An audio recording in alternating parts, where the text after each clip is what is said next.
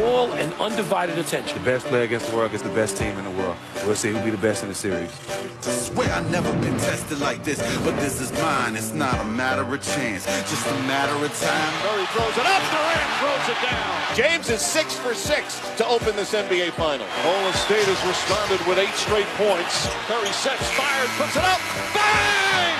First half comes to an end in dramatic fashion. The highest fall won't break me. Blood and sweat is what made me.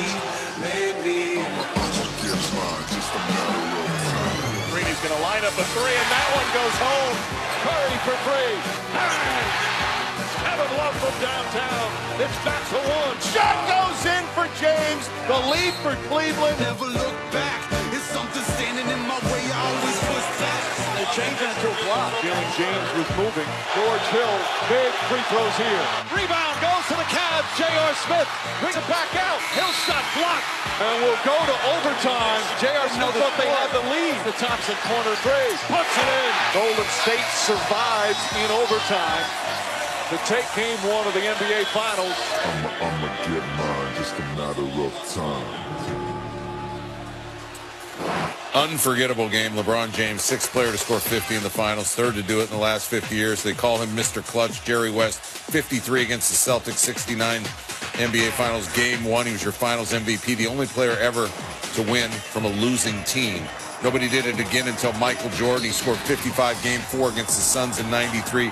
Jordan averaged 41 per game that series. He averaged the most ever in the finals. He won his 3rd straight Finals MVP. James, again, 51 on Thursday. His most ever in a playoff game. Again, the 6th player ever to score 50 in a finals game and the 1st to lose that particular game. Let's go out to Oakland and Micheal Wilbon. And Michael, it was a great game. Ugly ending on several fronts. Ty Lue said afterwards Cleveland and LeBron James were robbed. Talking about that charge, offensive foul call. What are your thoughts? Wow, robbed. I understand why the coach of the Cavaliers would say that. Neil, that rule has to be changed.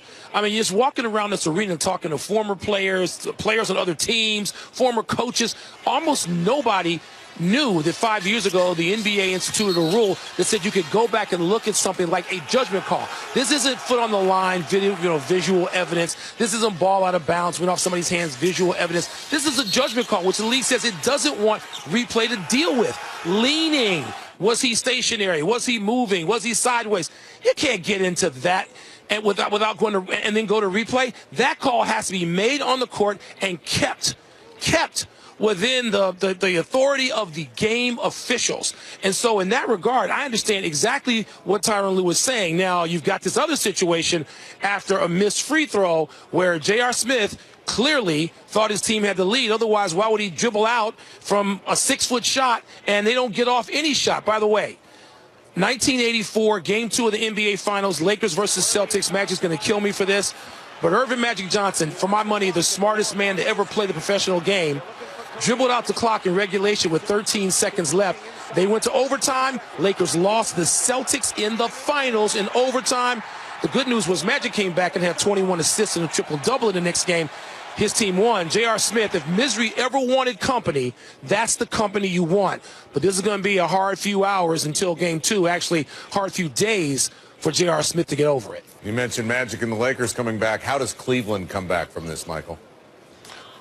Wow, this is tough because, I mean, Cleveland played a pretty good game. LeBron, of course, was genius again.